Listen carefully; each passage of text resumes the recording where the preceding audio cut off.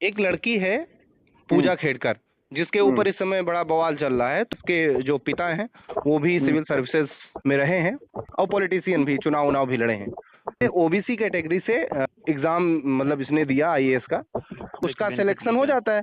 800 कुछ रैंक उसकी आती है। तो नॉर्मली 800 रैंक के आसपास जो ओबीसी होते हैं उनको आईएएस, प्रॉपर आईएएस नहीं मिलता है। लेकिन चूंकि इसने अपने आप को फिजिकली हैंडीकैप दिखाया था तो इसको आईएएस मिलता है। ठीक है।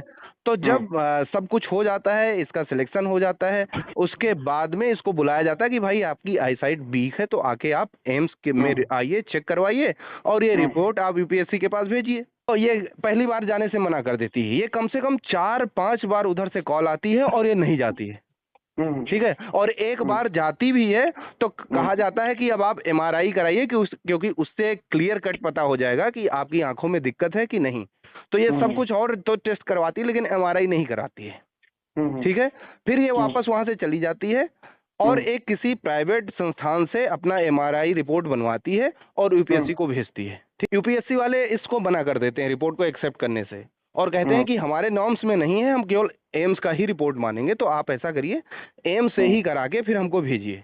पता नहीं क्या होता है, कुछ दिनों बाद ना वो जाती है एम्स, ना वो चेक करवाती है। उसके उस रिपोर्ट को यूपीएससी ड्रामेटिक तरीके से यूपीएससी एक्सेप्ट भी कर लेती है। सिलेक्ट होके मतलब जहां उसकी पोस्टिंग होनी थी उसी के घर के आसपास पुणे में वो वहीं पहुंचती है।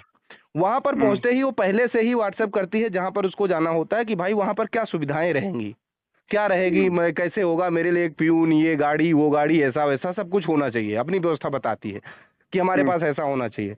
फिर वो उधर से जवाब आता है कि नहीं, ये सब नहीं हो पाएगा, जो इस टाइम में हम ऐसी सुविधाएं नहीं दे सकते हैं।